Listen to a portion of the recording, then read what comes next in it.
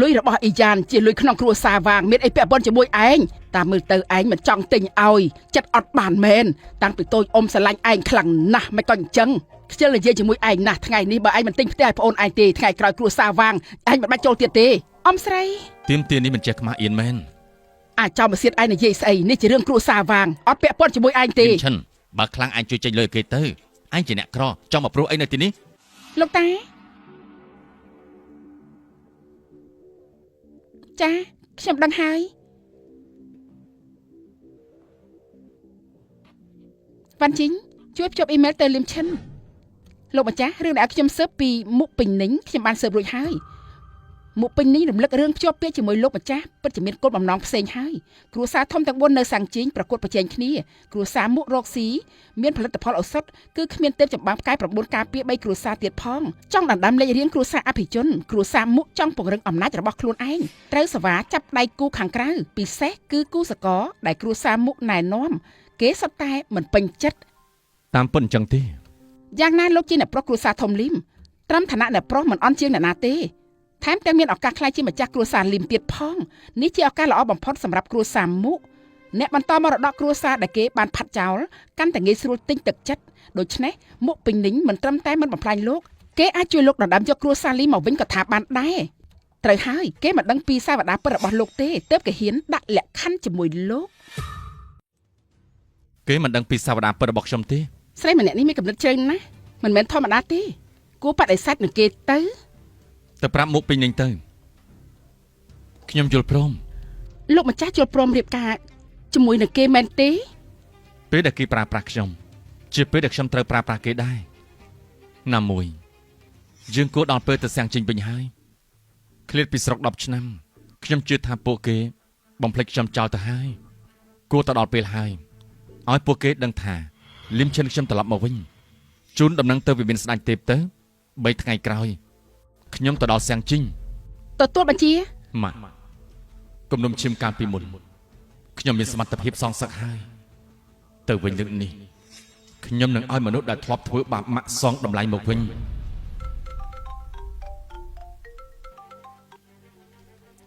វ៉ាងអ៊ីយ៉ានមានការអីលឹមឈិនស្អែករៀបចំធ្វើពិធីចម្រើនបច្ចុប្បន្នលោកតាលោកត្រូវតែចូលរួមទីតាំងនៅបន្ទប់301វិមានអ៊ីនឈៀខ្ញុំទៅចូលរួមពិធីចម្រើនអាយុគាត់មិនសមទេដឹងមួយរយៈនេះសុខភាពគាត់មិនសូវល្អទេទើបខ្ញុំមិននិយាយរឿងពួកយើងពាក់ព័ន្ធអីនឹងខ្ញុំលឹមឈិនលោកយល់កលៈទេសៈផងធម្មតាលោកតាតែងតែល្អដានលោកបើកុំតែលោកតាគិតថាខ្ញុំតែរកលោកមែនទេនេះជារឹកពីដែលនាងវ៉គេលោកចង់ចាំមិនទៀតខ្ញុំទៅចូលរួមប៉ុន្តែកុំធ្វើរឹកពីខ្ពង់ខ្ពស់បង្កប់បញ្ជាខ្ញុំម៉េលីត្រៀមកាដូខូបកំណត់ឲ្យខ្ញុំ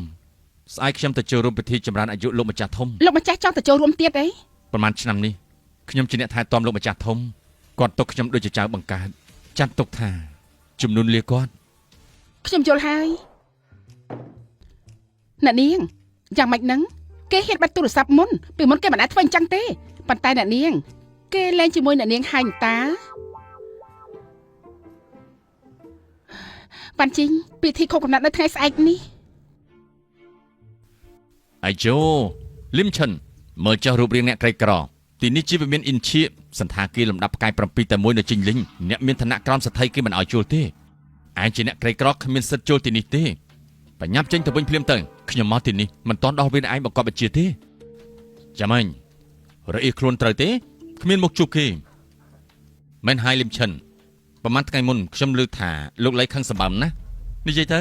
តើឯងគ្រប់សុំទោសលោកលៃប្រហែលដងដែរទើបលោកលៃទុកជីវិតឲ្យឯងយ៉ាន់សឹងតាមម៉ាក់មើលទៅគេមិនត្រឹមតែអោនក្បាលគោរពលោកលៃទេថែមទាំងសុំទោសអភិជននៅទូទាំងខេត្តទៀតផងអស់ចិត្តនៅ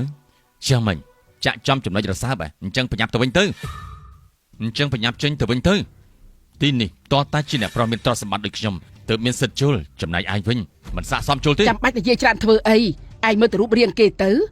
ក្រឲ្យរហាមតាមម៉ាក់គិតណាសូម្បីតែប្រាក់200ក៏គ្មានផងក៏តែហ៊ានចូលមកទីនេះហើយសន្តិសុខដេញគេចេញតែម្ដងទៅសន្តិសុខយាមទ្វាររបៀបមិនបានចោលឲ្យអ្នកក្រីក្រចូលមកបានអញ្ចឹងអត់ជាស្រ័យអ្នកប្រុសប៉ាខ្ញុំប្រញាប់ចាត់ចែងភ្លាមអាប្អូនទីនេះមិនមែនជាកន្លែងអាងគោមកទេប្រញាប់ចេញទៅវិញភ្លាមច្បាស់ហើយដេញខ្ញុំចេញដោយមិនសួរខុសត្រូវសខ្មៅអ្នកប្រុសវ៉ាងថាឯងជាអ្នកក្រីក្រគឺអ្នកក្រីក្រហើយយកល្អប្រញាប់ចេញទៅវិញទៅប្រយ័ត្នខ្ញុំវៃបង្ខំឲ្យចេញឈប់សិន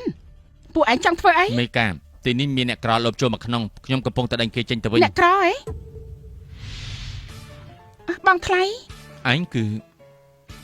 ជីវិន បងថ្លៃខានជួបគ្នាយូរហើយ ខានជួបគ្នាយូរមែនស្អីគេ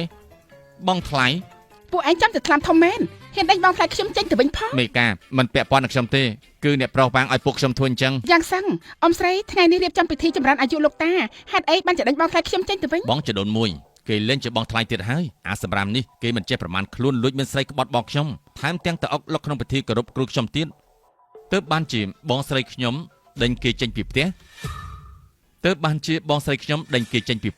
មិនក៏អញ្ចឹងបងថ្លៃមិនមែនជាមនុស្សបែបហ្នឹងទេ ស្គាល់មុខស្គាល់មាត់មិនស្គាល់ចិនដៃខាតកំចាញ់បោកគេអសោះខ្ញុំលើកថាគេចិញ្ចឹមស្រីមិនដឹងប្រមាណអ្នកទេជីវិតគេច្បុកច្បល់ណាស់យកល្អនៅឲ្យឆ្ងាយពីគេបន្តិចប្រយ័ត្នឆ្លងរោគស្អីពីគេទៅ